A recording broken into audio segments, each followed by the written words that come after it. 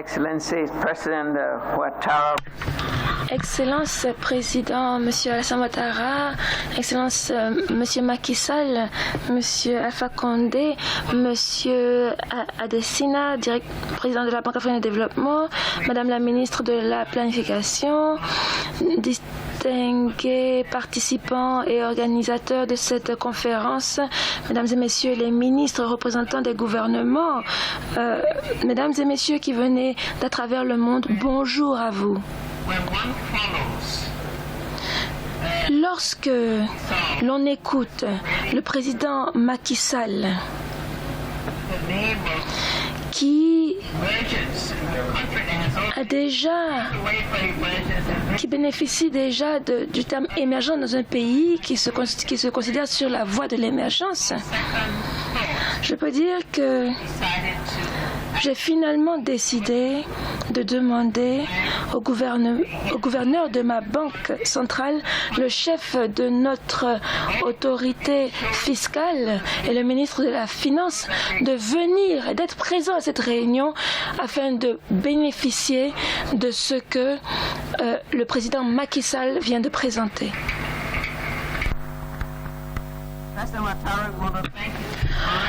Excellence, Monsieur Alassane Ouattara, en mars 2015, vous avez lancé et présidé le premier forum CIEA autour du terme de développement, changement dans les différents éléments de production et en faveur du développement humain.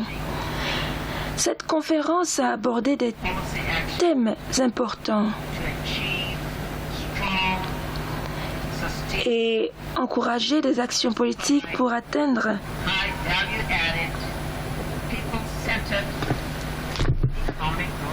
une croissance économique axée sur les populations et qui va en faveur de la technologie et l'innovation.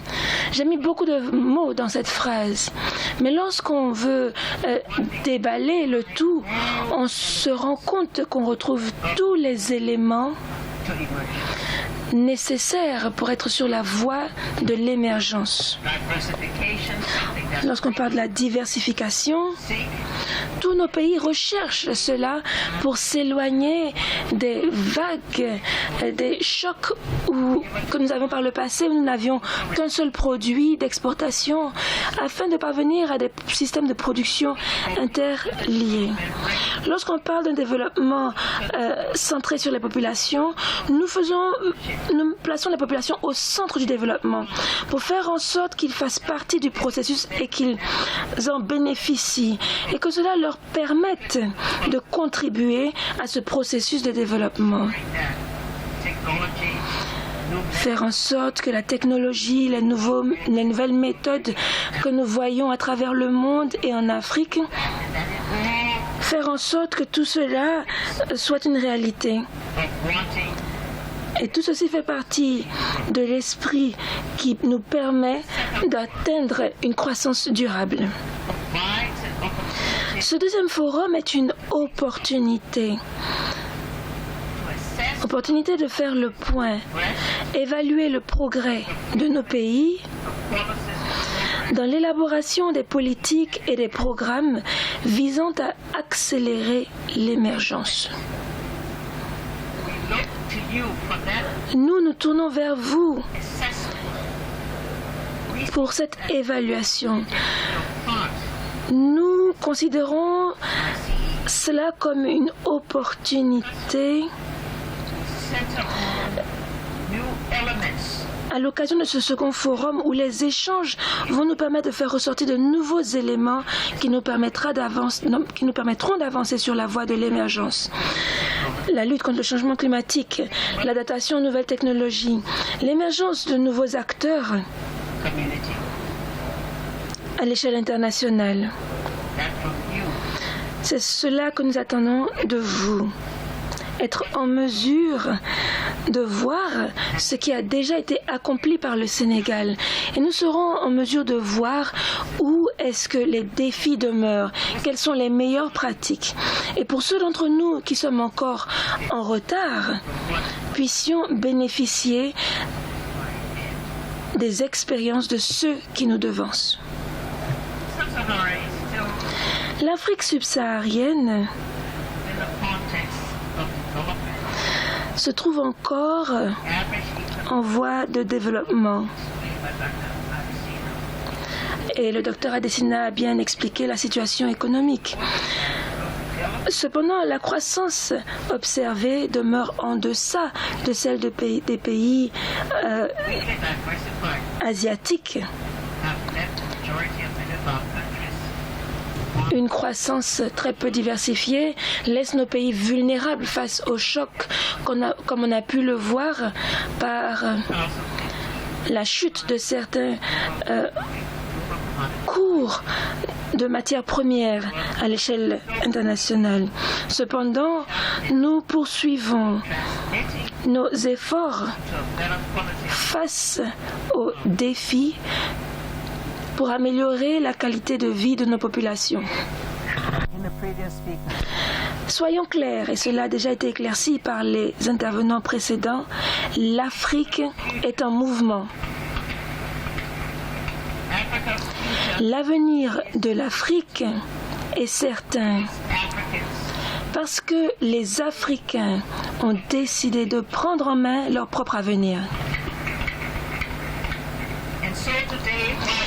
C'est pourquoi aujourd'hui, alors qu'un bon nombre d'entre nous recherchent encore le moyen de réévaluer nos procédures et nos politiques, il y a ceux qui ont déjà atteint des niveaux qui peuvent se comparer à tout pays à travers le monde, que ce soit en Afrique de l'Est, l'Éthiopie, le Rwanda, ou en Afrique de l'Ouest avec le Sénégal, la Côte d'Ivoire, le Nigeria, le Ghana et bien d'autres.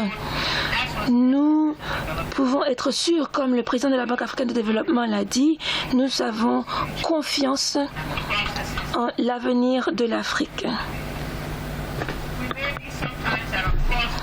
Parfois, nous sommes à des carrefours dans cet environnement complexe, incertain et nouveau à l'échelle mondiale.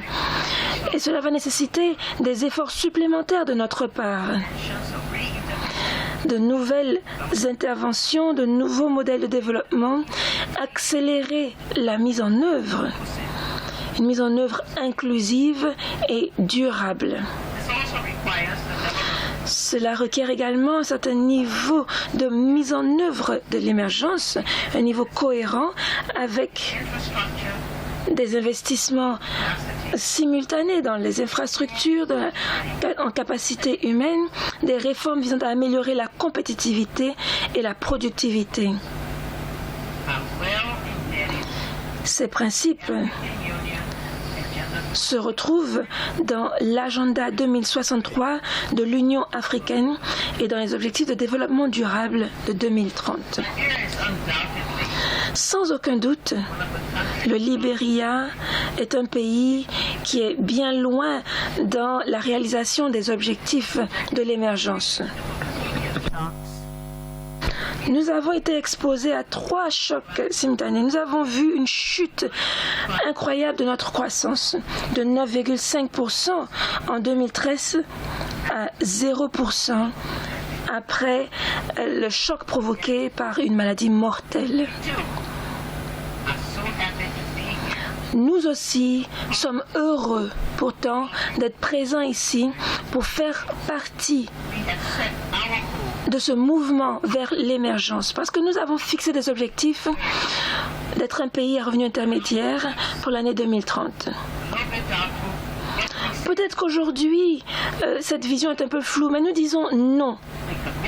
Nous avons toujours l'engagement, la volonté et la passion d'être en mesure, encore une fois, de prendre les actions, les mesures nécessaires pour nous permettre de parvenir à cet objectif. Nous voulons apprendre et nous voulons examiner la valeur et la contribution des différentes actions à l'échelle régionale qui jettent les bases d'une croissance étendue au sein de la région pour améliorer les infrastructures, qui améliorent, accroissent le commerce et l'investissement, qui voit le rôle plus étendu des partenaires privés et des responsabilités partagées. Qu'il s'agisse des infrastructures, de l'électricité, Dr Adesina en a parlé. Aujourd'hui, les villages le long de la côte libérienne ont commencé par leurs propres moyens à diversifier et en bénéficient grâce à la Côte d'Ivoire. Et aujourd'hui, nous pouvons leur apporter de l'électricité provenant de la Côte d'Ivoire dans des zones que notre réseau électrique aurait eu du mal à atteindre. Le pôle électrique de l'Afrique de l'Ouest qui nous permet d'être connectés entre nous, notre système routier, nous permettra, grâce à l'appui régional, de soutenir les efforts déployés dans beaucoup de nos pays qui font l'effort de parvenir à l'émergence, bien qu'ils y parviennent à un rythme plus lent. Nous attendons de voir les recommandations du premier CEA être mises en œuvre. La mise en place du centre, la mise en place du comité de haut niveau et son travail, ce comité qui a été mis en place pour qu'ils poursuivent leurs actions qui nous seront bénéfiques. En faisant en sorte que des rapports réguliers, des évaluations, des échanges d'expériences entre nos pays soient émis. Merci beaucoup, Monsieur le Président Ouattara, pour cette initiative. Merci de m'avoir invitée. Je n'étais pas présente au premier forum, mais je suis très heureuse de participer à celui-ci. Heureuse de faire partie de cette initiative qui nous permettra à tous d'avoir de meilleures compétences, de meilleures politiques et de meilleurs programmes en faveur du développement de l'Afrique.